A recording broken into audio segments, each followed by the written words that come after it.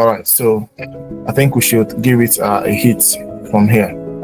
Okay. All right. Officially, good evening from your end. Good afternoon from people in Nigeria. I want to especially welcome you all today at this webinar titled "Sowing the Seed of Sustainability: Exploring the Power of Organic Farming Globally." So we are here with one of the experts in India that is among the best experts in India, in the person of consultant Anil Matthew Vaghese. I don't know if I pronounce that well. It's called Vaghese. Okay, Vaghese. All right, Vaghese. So it's someone that is very much experienced in the industry, and he's also passionate about sharing the wealth of knowledge he has gotten to as interest in agriculture. I know in our contemporary society, many persons feel that agriculture is not something that is something that anybody can do, to sustain, to have a sustainable income. But that's not the case actually. There are so many things that we can get from agriculture. There are so many value chains in agriculture, and that's a part of what we will be discussing here today. Organic agriculture has been our roots from inception, before what we have today. With all of the organic, chemicals, being made available for us to use to upskill agro services and activities.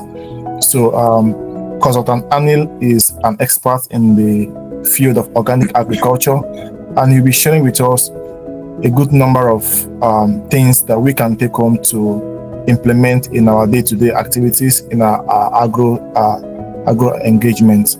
So I also have some of my teammates here with me. Let me see from my list. I have Abdul Jalal Miracle. I have Omawumi here with me. These are part of my teammates. Jalal, please can you kindly introduce yourself to Anil to say hello.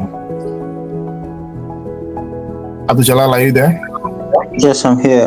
Good afternoon, everyone. Good afternoon, Anil. So nice having you. Thank you, sir. Good afternoon. All right, so this is Jalal. He's our logistics manager in Azola Farm Limited. He's actually the one making all of the designs you're seeing now. He's doing a great job for us here. So I also have Omawumi Elizabeth there. Omawumi, can you introduce yourself, please?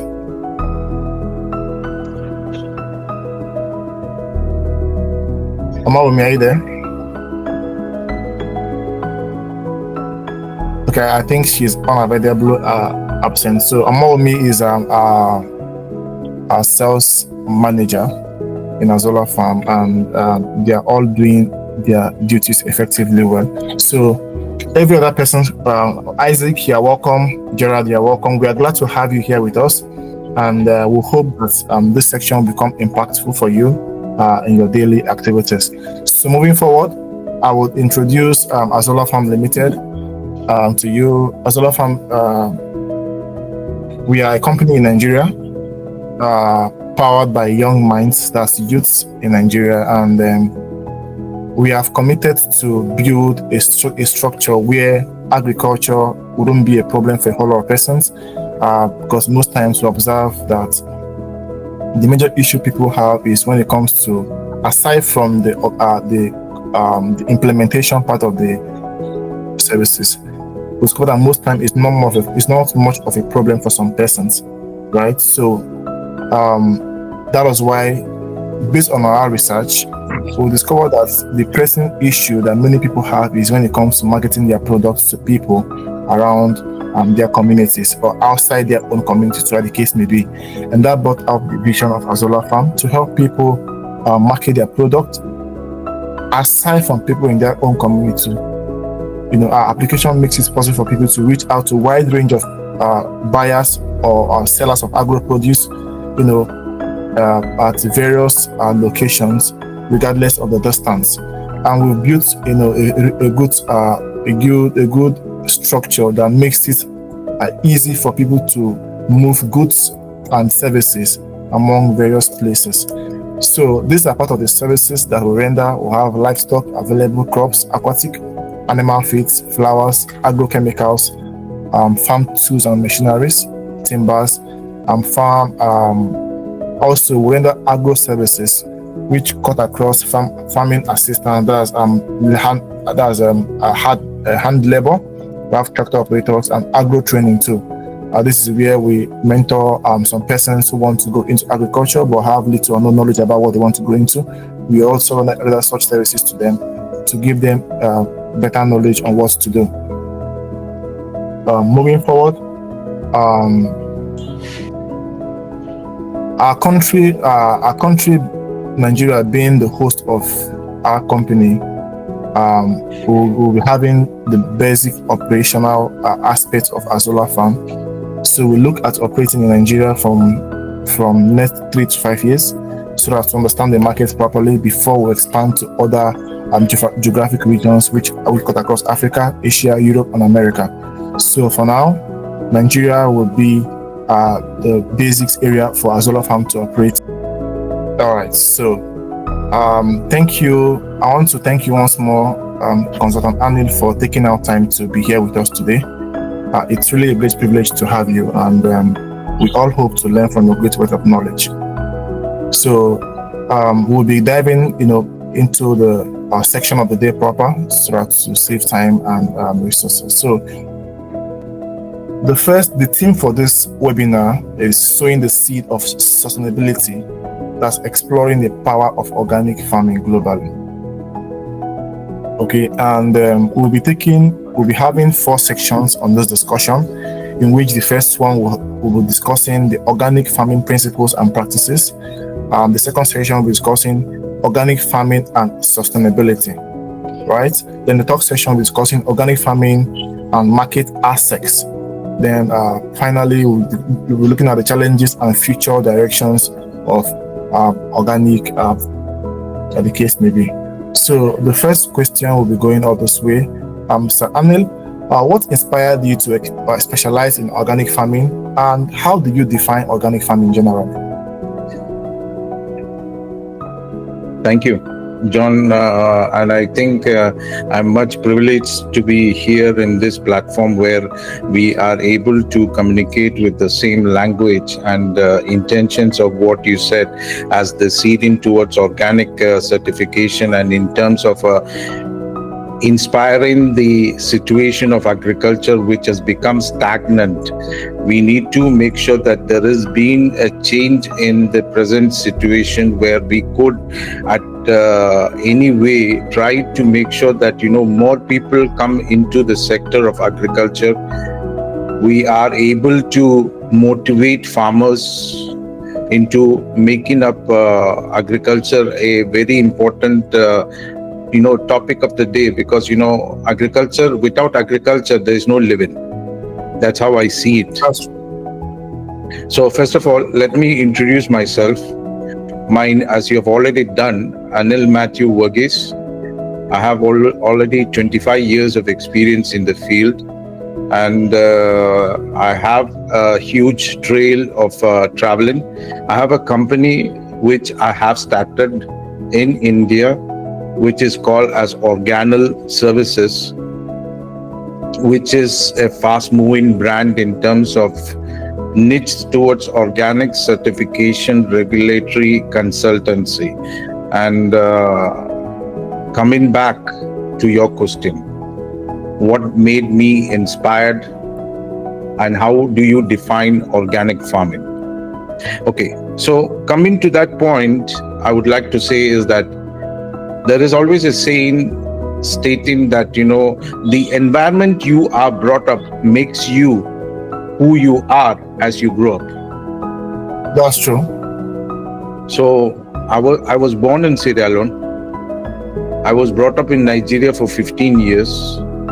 I traveled and studied in India, worked in Kuwait, worked as an educator in South Africa, and many other countries in Africa. And the process of which Nigeria had actually given me during the 15 years I was there was that always and every day agriculture was something important to me. Okay. My father and mother were teachers, so every day when I come back, The first thing that we do in the evening was we go back to the backyard and go to the farms, which we had, and we would do agriculture. So we had poultry of our own. We had all kinds of agriculture products that we grew in our own farms. Now Yes. that instincts or that kind of habitual things that I did actually connected me with nature. So it Wow. is something that got me connected with nature. It made me understand there is something that actually we have to give a lot of respect, towards which it gives back to us without much care. When we care for nature, nature gives back in the form of agriculture products, right? So That's true.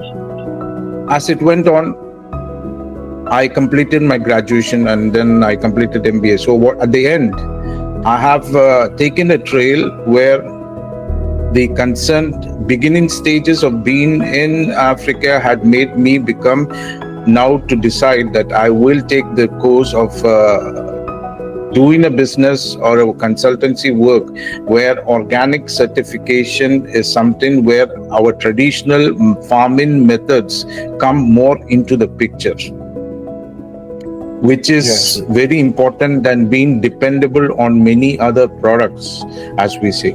Now, coming to the next question, where you said about what is it that you would be defining organic farming. Yes. Now, organic farming, in my language, it is in such a way where we cultivate the soil, where we nurture the soil, where we nourish the soil in such a way that there is no application of any kind of chemicals, synthetic chemicals or fertilizer into this profile. And at the same time, there is a huge respect towards the environment and eco diversity, and also respect towards animal welfare and human beings, where all the concerned requirements of origins of indigenous seeds are being used. We don't use any GMO. We make sure that antibiotics are not being used. We make sure that hormones are not being used. In the end, it is something where it goes back to our forefathers of being traditional.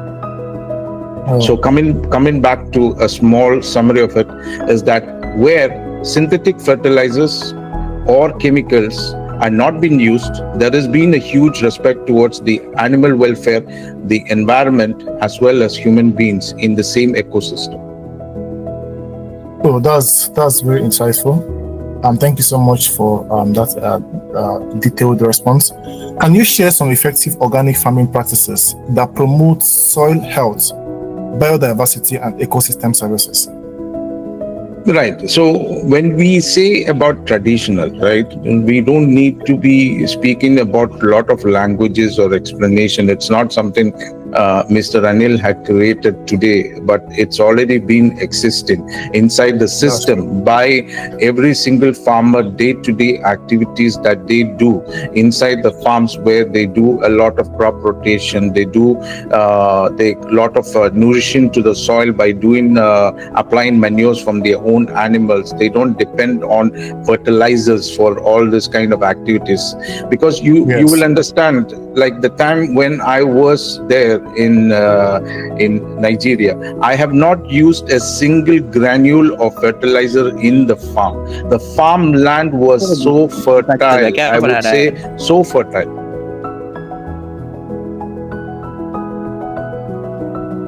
Yeah, so the land was so fertile in such a way that even if we did not even put compost manure or any kind of additional kind of compost, the yield from the different products was so big. It was so great. Wow. And there were large quantities, like yams, like cocoa yams, like plantains, you name it, every single thing. It did not need even. So supposing we even used all the synthetic fertilizer, see, why do we need to depend and spend money on things that will actually affect on the long run degradation of the soil health. Yes. Yes. So we need things which are already been natural methods, and these natural methods of already existing farmers methodology is what is important for us to bring back and continue inside our farmlands. That's great. Okay, continue, sir. Continue. And that will give us automatically a good soil health, which is the heart of every single root framing towards giving a good yield, right? Yes, exactly. And do you know, from my observation, it seems like most persons believe that GMO products are much more transactional when it comes to agro producers. So most persons tend to diversify from the organic part of it, just in the name of they want to make more money or more income for themselves, and then look at and then forgo the importance of the health benefit on the food we consume. Isn't that right? And I believe that we all can also make more what's it called? We all can also make more outputs organically, other than using some of these chemical products.